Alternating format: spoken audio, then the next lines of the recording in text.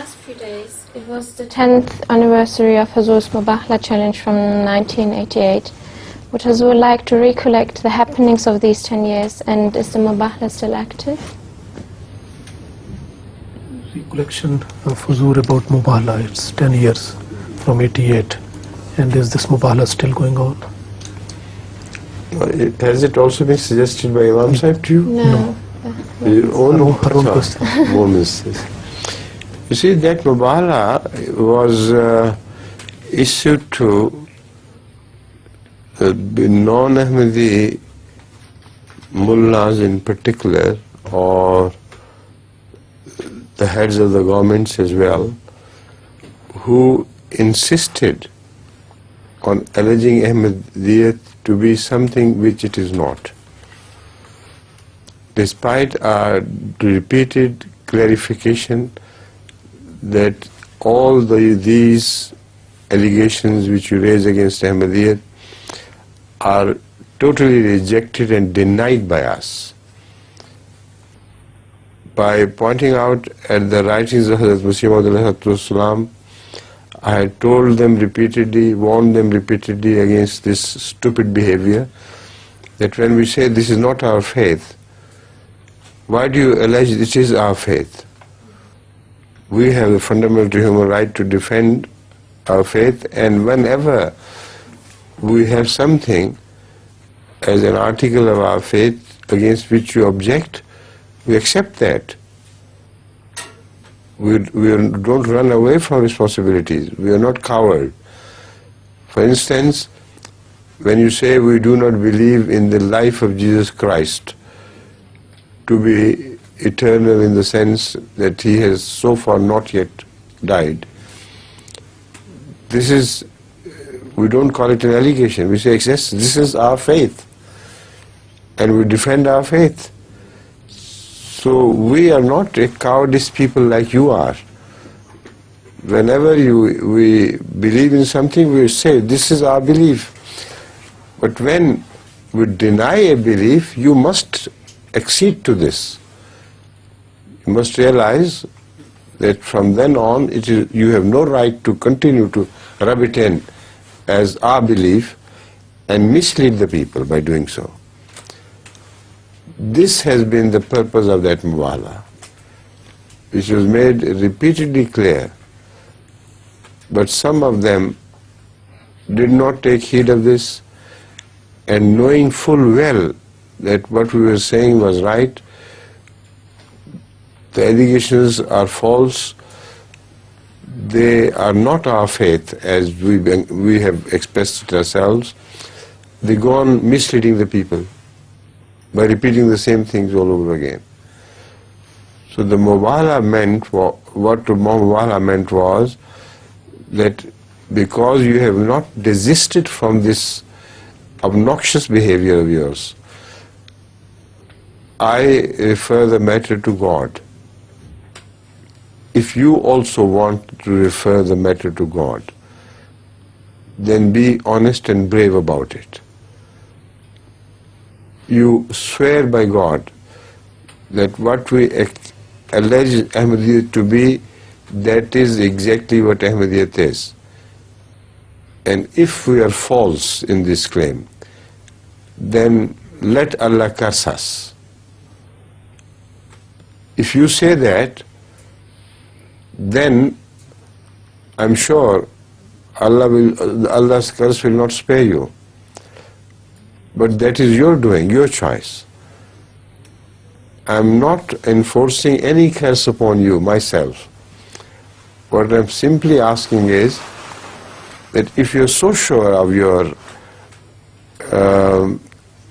assertion that Ahmadiyyat is this and that, then why don't you have the courage to invoke the curse of Allah upon you if you're false?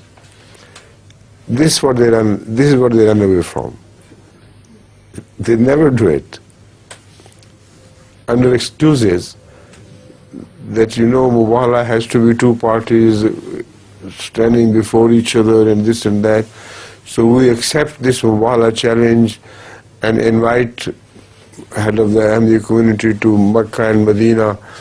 where we shall do this, or to Minar-e-Pakistan, where we shall do this and that. They know it is all false. Even if their claim is accepted, that the Mubahla has to be two people standing before each other, then their case can be rejected on the evidence of the first Mubahla that was thrown as a challenge by Muhammad Rasulullah to the enemies. Where were the other parties? Only a few representatives of Najran were there, and they had not brought their children, their families, their women. There were just a few of men there, and the rest of the Najrani people didn't know what was happening there. And according to the Quran, Rasulullah threw a challenge: call your families and this and that. Do they mean that the Holy Quran meant that they should send word to every Christian all over the world to send their children and family members, etc., to Medina to resolve this issue once and for all? Evidently, this is not true. That indicates that their understanding of Mubahla is absolutely wrong. It's a virtual challenge, not a physical challenge.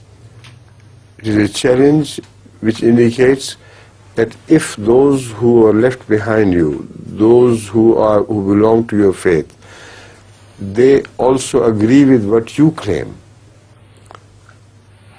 then a Mubahla would be on, and then all of you will suffer from the consequences of this falsehood. So this is the true nature of Mubahla. So when you try to drag it into a different form of Mubahla which Rasulullah never committed, then you are dragging me into a non-Islamic value, which I will not permit you to do so. Why do you run away from Mubahla? That is the point. You are trying only to find escape routes to confront the truth of Ahmadiyyat and the falsehood of your own claims. This has been throughout the struggle of this Mubahla, and unfortunately most of them have always run away from this. None of them has accepted unconditionally, as I said, repeating the allegations and saying, we swear by God, this is true, this is true, this is true. They never do it. So the Mubahla in that sense is still on, but at the same time I feel that God has started punishing them anyway, because their misconduct is so persistent that Allah cannot let them go unpunished altogether.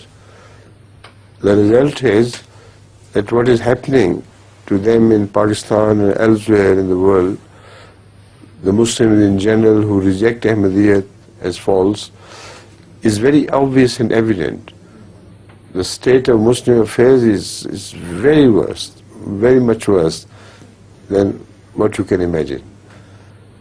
They're having infights in the streets, they're having no respect for the chastity of others, they rob innocent people, they rob and do injustice to innocent children.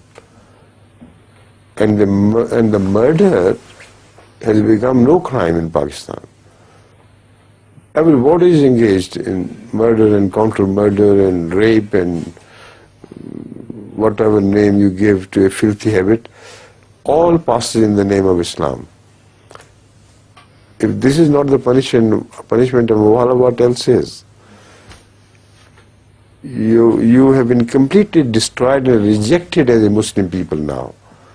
So instead of being able to throw us out of Islam, you yourself are pushing yourself out of Islam. The question now is only twofold. Is this Islam, what you're doing? Is this the Islam of Rasulullah sallam? Can you swear by God, yes, this was the Islam of Rasulullah sallam? If you dare to do that, you will be cursed even further. But you dare not do that. So if it is not Islam, to which Islam are you inviting us? The only Islam you can invite us to is to the Islam of Rasulullah sallam, which you already hold fast to. So this is in substance all the nature of Mubahla which you referred to, and I think that should be sufficient for the time being. Please.